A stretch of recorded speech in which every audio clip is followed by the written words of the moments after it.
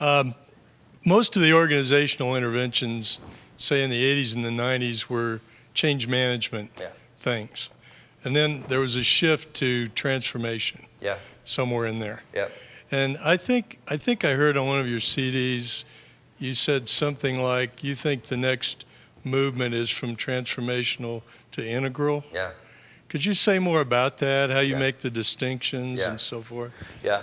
The three that you described are roughly, and again, we sort of use spiral dynamics as a wonderful orienting model, but we believe that it measures the values line, which is a very useful one, but there's a dozen other developmental lines and so on. So we want to keep a very fluid understanding about these stages, not reify them, and particularly not sort of pigeonhole them, because they're really very, very flexible things.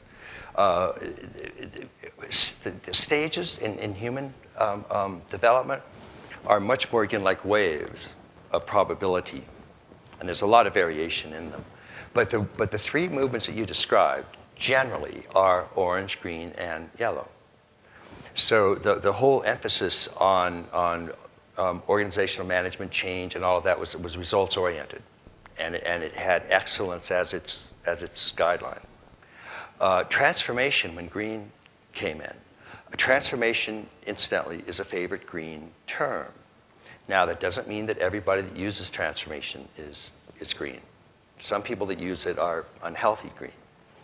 It's a peculiarly generational thing. And so is revolution. So the most revolutionary transformation in the history of the universe has a lot of meaning to boomers. It has no meaning to 20-somethings. They look and they go, why do you want a revolution? They go, well, because we're going to change the world. And they go, yeah, but why do you want a revolution? And they just don't get it. So, but green was one of the ones that pioneered, and there was a meaning to having transformation, starting the civil rights movement, which is that what Healthy Green did, and this is to its absolute credit, and I totally support it. I was at Duke University. I got gassed by the National Guard. So that was just, fun. And that's that I was very much part of that. We're trying to break out of encrusted blue, mostly blue. Now, we blamed orange. It's one of the real problems of green, is that they blame orange for things that are almost entirely blue. So patriarchy, blue.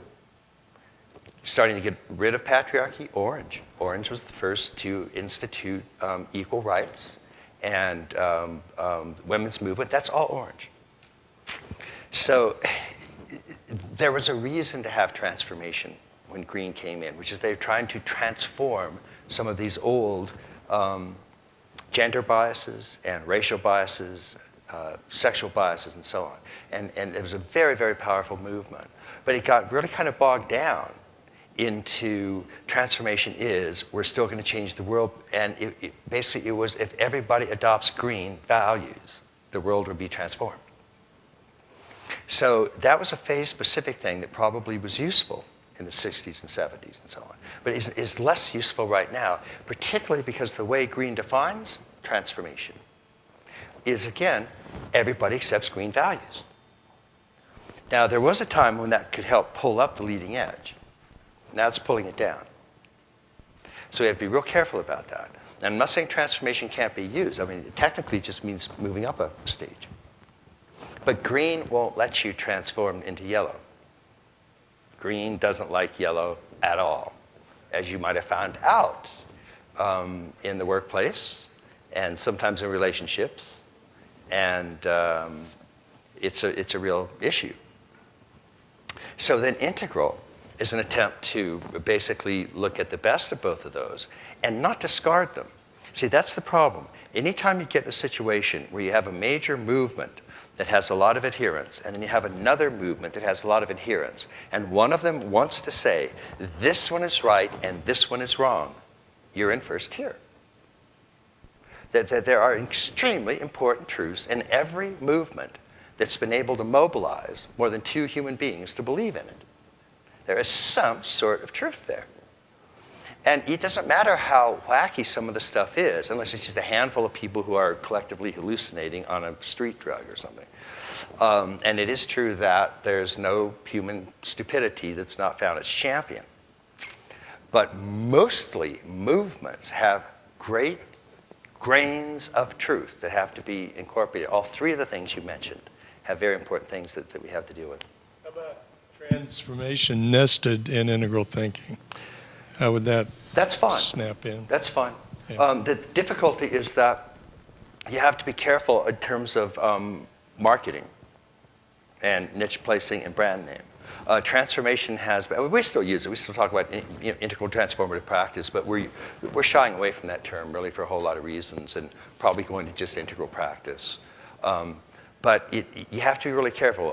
Newt Gingrich in his latest book defines his entire approach as transformational. That's the definition of what he's doing. And it's true. He's moving from red up to blue, and that's a transformation. That's a trend. That is a transformation. Now, don't go getting cranked. Vertical move, vertical move. This is good. That's right. Yeah.